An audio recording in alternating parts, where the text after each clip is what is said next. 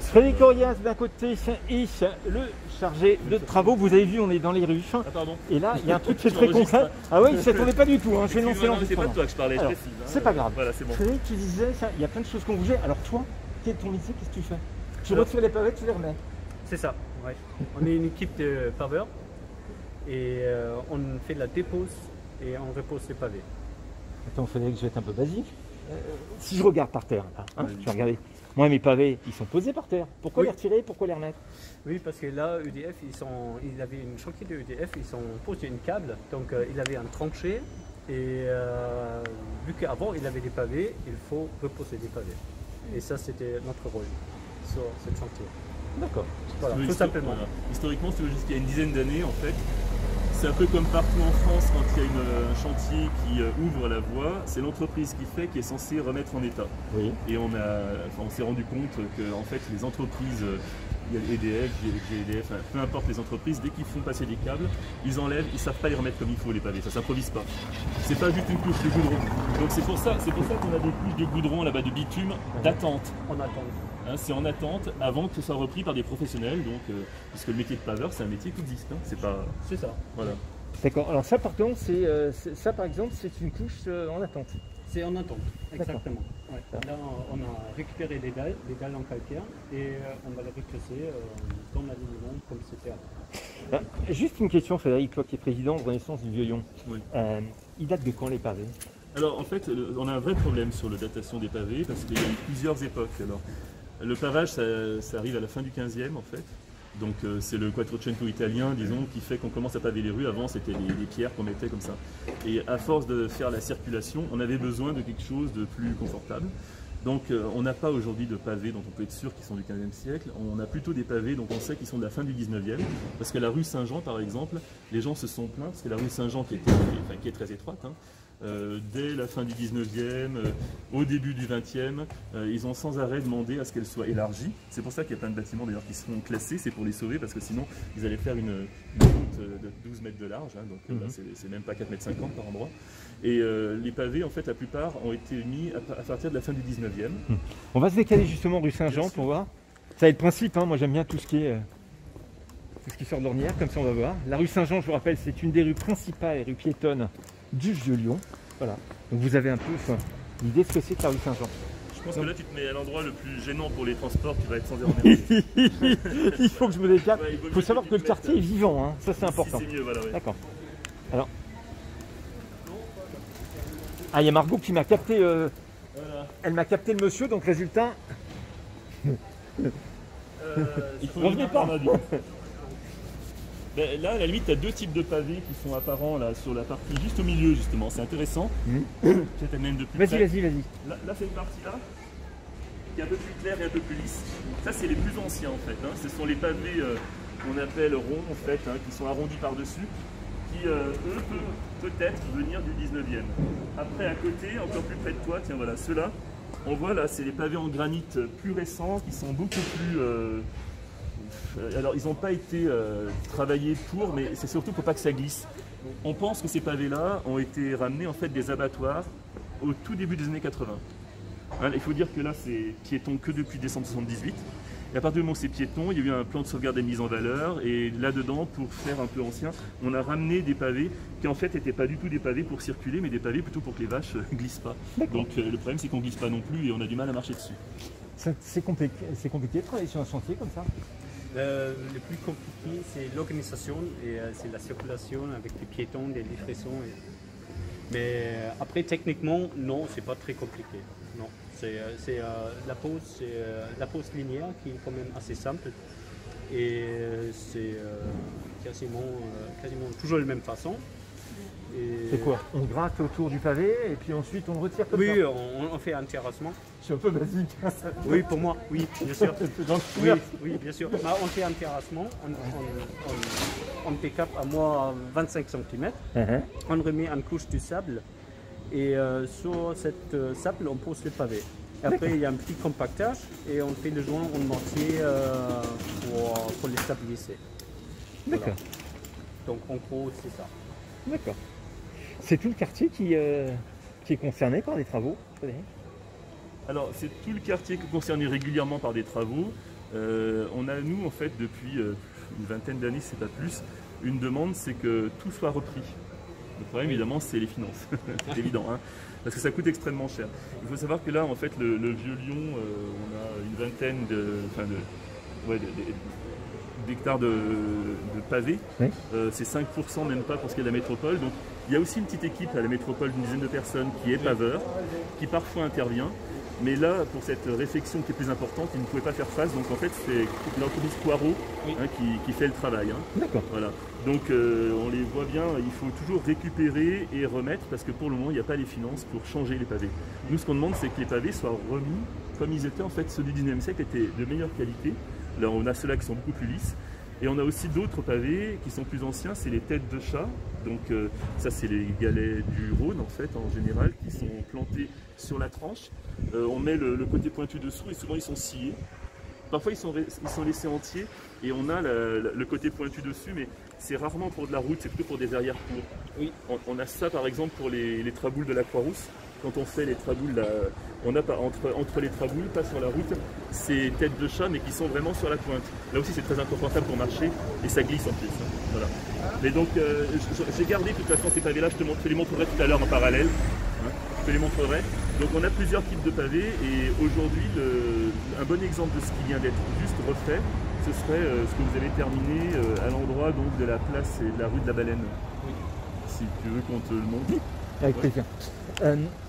D'autres questions peut-être à monsieur? Ouais, est-ce qu'il faut être un spécialiste pour faire ça? Spécialiste oui, bien sûr, spécialiste on n'est pas. Non, il faut quand même avoir un peu d'œil. C'est le plus important de voir quel pavé je peux poser à côté de l'autre. Et ça, c'est une expérience qu'on gagne en train de le faire. Voilà. Donc, mais la façon de poser linéaire, il est quand même assez simple et il faut passer le temps avec les pavés et avoir l'œil. D'accord. Et vous avez été formé en Allemagne, ça, vous? Oui. Oui, d'accord. Oui. Et du coup, vous avez été embauché? J'étais.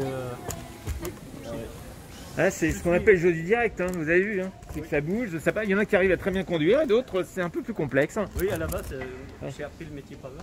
Je viens d'Allemagne et en 2005, j'ai travaillé sur le Berge du Rhône. C'est ça? Bah oui, ah d'accord, mais je ne savais pas. Ah, et oui, depuis là, je suis en France. Ok, parce qu'effectivement, quand on a fait les berges du Rhône et qu'elles ont été pavées, on s'est rendu compte qu'on n'avait pas les compétences, on n'avait plus les compétences au niveau de la ville et de la métropole. Oui. Et ils ont fait venir, mais je ne savais pas du tout que c'était ça. Ils ont fait venir en fait des Allemands, et en particulier des Allemands de l'Est, où vous avez une technique de petits pavés, parfois en éventail, enfin il y a des formes que nous, on n'a pas tellement dans le Vieux Lyon. C'est des tout petits pavés en granit. Oui. Pas tout à fait des cubes, ils sont un peu plus hauts quand même. Hein, mais ils font 10-10 ou 7-9. Ah, c'est que ça, d'accord. Oui, ils sont, dans les tailles, ils sont un peu mélangés et on peut poser toutes les façons. Des ponts, des demi-arcs, des diagonales, des motifs. Et, voilà. Donc les pavés, c'est beaucoup plus que juste les grands pavés linéaires. C'est juste une facette. Alors, j'étais un peu basique. Il faut combien de temps pour retirer un pavé, pour le remettre? Dans la journée, une équipe des trois, je pense, ici, sur des reprises, il faut faire entre 10 et 15 mètres carrés. D'accord. Oui. Et combien de temps? Combien de temps dans la journée en fait. Ah, dans une journée? Oui. Oh, mais c'est rapide alors. Oui, c'est rapide. Ça va. Après, il faut que les joints soient faits. Oui, les joints et tout. Mais le joint, c'est juste pour la pause. Donc, pour que tout se 15 mètres carrés. D'accord. Ok. Oui. Merci. Voilà. Vous reconnaissez la vitrine, vous ne la reconnaissez pas, nous sommes rue Saint-Jean, nous sommes au 50 rue Saint-Jean et vous avez la vitrine de l'association Renaissance du Vieux-Lyon. Et là, on est dans un vieux bâtiment, vous voyez, on est toujours dans le quartier de Saint-Jean. Et là, je vais me tourner tout simplement parce que là, nous retrouvons nos techniciens, nous retrouvons aussi des pavés. Tu peux m'expliquer, Frédéric, qu'est-ce que c'est que ces pavés là? Oui, alors j'ai fait une collection en fait un petit peu pour voir l'évolution parce qu'on s'est rendu compte que c'était un des gros problèmes récurrents du Vieux-Lyon. On nous dit c'est le quartier touristique, il faut admirer, lever le nez.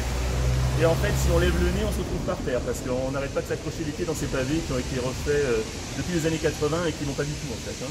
Alors, le vrai pavé ancien, entre guillemets, celui qui est le tête de chat, alors normalement, il peut être entier et posé dans du sable, je dis pas n'importe quoi, faut me dire. Oui. Voilà, posé dans du sable et ils sont serrés les uns contre les autres normalement. Ça, c'est ce qu'on trouve dans les arrière-cours, en particulier sur la Croix-Rousse. Dans le Vieux-Lyon, si on retrouve ce genre de pavé qui est en quartzite, c'est des galets du Rhône, en fait ils sont sciés et ils sont plantés dans le sable. On voit c'est là où c'est le plus propre. Et là on voit ça a été usé, ça un petit peu. Donc usé, j'exagère parce que c'est super résistant à la quartzite. Voilà, on peut rouler dessus avec n'importe quoi, ça pète pas. Et donc là on voit bien le dessus, donc ça a été posé. Je l'ai récupéré, c'est ce que l'on a actuellement rue des Trois-Maries, en partie. On l'a aussi sans doute rue du Docteur Ogros. Qui est la rue qui descend quand on est à Saint-Paul, sur la Saône, côté gauche, une toute petite rue. Ce serait la plus ancienne rue au niveau pavage en fait dans le Vieux-Lyon, pour la rue du Docteur Ogros. Donc ça c'est le vieux pavé qui sort en fait du Rhône. Attends, Frédéric, 2 secondes. Vas-y, dis-moi. Mais comment il est fabriqué? Il sort comme ça directement Non, il est scié, c'est des pavés qui sont sciés, cafés, enfin voilà. Ils sont sciés et je t'en montre un autre justement parce que ça c'est les plus vieux. D'accord. Après, souvent pour le pavage, et c'est plutôt ça que tu trouves sur la place de la Baleine ou sur la rue des Trois-Maries, le galet a été, tu vois, fendu un petit peu comme le silex, on voit il a été taillé, un peu comme une dent, qu'on plante à côté des autres. Et là c'est vraiment le plus vieux, enfin ça c'est ce qu'il y a de plus confortable. Ça peut glisser un tout petit peu quand même, mais c'est inusable, increvable, enfin voilà. Ça donc c'est encore du pavé de quartzite. On se retrouve sur la même chose presque que le galet, sauf qu'ils sont plus gros. Ça vient des Alpes en fait, enfin dans le lit du Rhône plutôt, pas de la Saône du tout. Je ne vais pas dire n'importe quoi, c'est pas vrai. Voilà, donc après par la suite on a utilisé dans le Vieux-Lyon, non c'est pas celui-là, je vais prendre celui-là. Des pavés de granit, alors c'est ceux-là dont on pense qu'ils peuvent venir du 19e siècle. C'est des pavés, alors quand ils sont clairs, c'est l'annelin, c'est sans doute du granit qui vient donc de Bretagne. Et là on voit c'est relativement clair, c'est un peu poli. Et on voit les côtés qui sont taillés comme ça. Les pavés pour les poser, ils sont toujours plus hauts que larges pour tenir. Ah oui. Donc là, ils sont coincés les uns contre les autres. Ça, on peut en retrouver devant la cathédrale aussi, ou rue des Trois-Maries, encore une fois, on verra tout à l'heure comment c'est fait. Voilà. Mais aujourd'hui, il y a eu des pavés qui ont disparu. Quand on récupère les pavés, alors quand n'importe quelle rue de Lyon, par exemple, ou de Villeurbanne, quand on enlève le bitume, souvent on retrouve les pavés dessous. Donc on les récupère pour les endroits où ils sont encore visibles. Donc en fait c'est du recyclage. Et ces deux que tu as ici, en fait c'est des pavés de recyclage. C'est des pavés donc, qui ont été utilisés, là je les mets dans le bon sens, qui ont été utilisés pour faire justement le côté place de la Baleine, parce qu'une partie des pavés avait disparu. Qui a été perdu entre le moment où ils ont été enlevés pour être remis. Normalement, ils sont enlevés pour être remis. Tout à l'heure, on a vu des gros sacs blancs. C'est ce que vous avez fait, donc. Ils sont enlevés, ils sont emmenés. Le temps que les travaux se fassent et qu'il y ait le fameux bitume d'attente. Et après, donc, on revient avec les sacs et on les repose au même endroit, à peu près. Voilà. Là, il y en a qui ont disparu. C'est pour ça qu'on a des pavés qui sont beaucoup plus gros comme celui-là. Celui-là, en fait, je pense qu'il ne devait pas être dans le Vieux-Lyon au départ. Mais c'est ceux-là qui ont été reposés sur la rue des Trois-Maries. Qui sont donc beaucoup plus importants au niveau taille que les anciens, on voit. Et le problème, c'est que le choix qui est fait actuellement, c'est de les laisser de cette façon, c'est-à-dire qu'ils ne sont pas juste bombés, ils sont un peu cassés comme ça, et c'est ce contre quoi on se bat, on aimerait bien que ça change.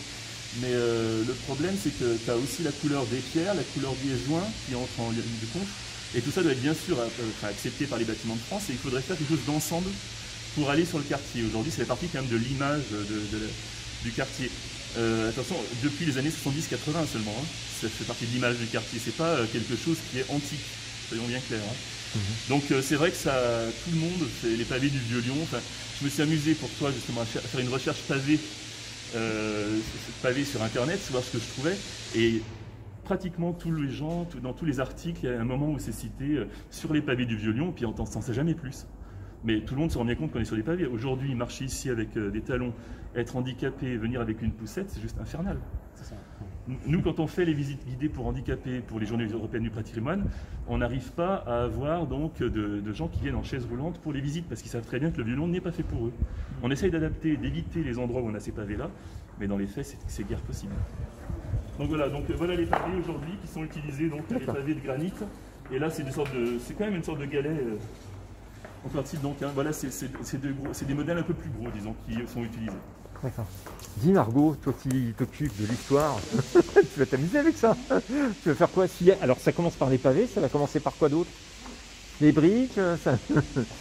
Bah, moi, mon objectif, c'est juste de récupérer les mémoires. Donc, je ne vais pas faire une étude sur les pavés. Il y a des personnes qui travaillent déjà là-dessus, mais c'est un sujet intéressant. D'accord. Juste une question, tu as dit que ça ne se fabrique plus. C'est stocké où alors? Parce que si bien qu'on peut en retirer d'un côté pour les mettre de l'autre, c'est bien ça? Ouais. La métropole a des stocks, des stocks, il y a des endroits où tu as le matériel, et puis vous avez vos stocks. Oui, c'est ça. Vous faites des stocks de pavés? Oui, on a des stocks de pavés. Ouais. Il y a plusieurs stocks de Grand Lyon, on a des stocks dans l'entreprise, et par exemple ici, j'ai du stock de Grand Lyon où je peux m'en servir pour faire des travaux dans le Lyon. Et vous disiez tout à l'heure que vous avez travaillé donc sur les berges du Rhône, et les pavés des berges du Rhône, ils viennent de Belgique, ils ont été recyclés de Belgique en fait. C'est ça. Oui. Donc ce n'est pas des pavés qu'on avait dans la région au départ. Ceux qui sont les plus foncés, mais là on n'en a pas vraiment à nos pieds, s'il y en a quelques-uns là. Il paraîtrait, de tout ce que j'ai trouvé, que ceux-là, ce serait en fait du granit qui vient du Zimbabwe, par exemple, tu vois. Ah oui, mais aujourd'hui, tu sais, la plupart des marbres qu'on a pour les tombes, ils viennent de Chine. Hein. Donc vraiment, non, c'est important parce qu'on ne se rend pas compte. Et tu vois, à côté de ces pavés du Zimbabwe, entre guillemets, tu as des pavés plus clairs qui peuvent être du lanolin et qui sont plus vieux. Tu vois, celui-là est beaucoup plus lisse, beaucoup plus confortable que ce que tu as autour. Tu vois, ça n'a rien à voir. On n'a pas encore parlé des trucs centrales là. Ça, c'est quelque chose qui a été mis dans les années 80 pour faire justement médiéval. Parce qu'au Moyen-Âge, en fait, tu avais les toits qui avançaient de 2 mètres à peu près, et tu avais au milieu les égouts, en fait. Hein, c'était là que tout passait. C'est pour ça qu'on disait tenir le haut du pavé. C'était avec, en particulier pour les dames, avec les robes, pour éviter de marcher dans ce qui était au milieu, qui était un égout assez ouvert. Donc on se mettait à l'abri, en fait, contre les façades. Voilà. D'accord. Et il y a ces rigoles donc, qui ont été mises, et tu vois là-bas il y a des plaques, et ces dalles en fait qui sont toutes en calcaire, elles par contre. Hein. Alors ça peut être du calcaire à base de fossiles en fait, entre guillemets, des monts d'or, mais bon c'est pas forcément de là que ça vient. Et ce qui est bien plat, c'est pour montrer normalement, là il y a quelque chose à voir, sauf que personne ne le sait. Par contre tout le monde sait que ça glisse. Alors là, je suis sûr qu'il l'a fait exprès. Soit il a préparé son coup, soit il l'a fait exprès. Alors c'est la dame à voir. C'est ce qu'il y a à voir ici. Il y a eu des plaques d'égout. Alors non, mais... Il y a plusieurs tailles de pavés. Non, c'est censé être un signal. C'est censé être un signal pour dire attention, vous êtes là, arrêtez-vous, levez le nez, il y a quelque chose à voir. Donc là, effectivement, tu te retrouves derrière le palais de justice. D'accord, j'ai compris. Tu avais aussi une sorte de rectangle tout à l'heure quand on était, place Neuve Saint-Jean. On voit qu'il y a quelque chose à voir, on est à un endroit un peu différent, donc on change un peu le revêtement. Tu as ça aussi, une sorte de dalle comme ça devant chaque entrée. Je sais pas si tu as remarqué, devant chaque entrée de cour ou de traboule, tu as une dalle en calcaire comme ça qui est posée. On voit bien là, c'est les calcaires coquillés, tu as une magnifique ammonite là, tu as un bout d'ammonite si tu veux voir les fossiles là. Ça là, c'est ce qu'on peut trouver dans les monts d'or, ça peut être de la pierre de Saint-Fortuna par exemple, des choses comme ça. La plupart des escaliers du Vieux-Lyon sont faits avec ce calcaire là. Et pas que du Vieux-Lyon d'ailleurs, hein, dans la région en général. Donc voilà, c'est un calcaire assez clair. Le gros problème de ce calcaire, bon là il a été un petit peu travaillé, mais c'est qu'il glisse énormément dès qu'il est mouillé. Hein. Ça, c'est l'un des gros dangers. Donc entre s'accrocher les pieds sur les pavés et glisser sur les dalles, quand il pleut, on est content. Hein. Voilà. Ok. Est-ce que tu veux que je te montre le test ou ça fait faire beaucoup On va y aller aussi. Je veux juste faire un petit clin d'œil à Dan pour vous donner un repère parce que vous savez qu'on est rue Saint-Jean. Et rue Saint-Jean, c'est notre musée miniature et cinéma. Oh, en plus il y a Dan. Alors là, et en plus vous avez Dan dans la vitrine. Ah, ça c'est géant, ça c'est super. Le voilà en train de préparer cette vitrine en cours. Ah là là là là. Alors là, je n'y attendais pas. Et vous avez donc, vous voyez, l'univers merveilleux, enfin, des miniatures d'art. Et autant vous dire que durant ce confinement, il en a évidemment profité pour faire plein de choses assez sympathiques et originales. N'hésitez pas à vous faire plaisir si vous le souhaitez. Salut à tous.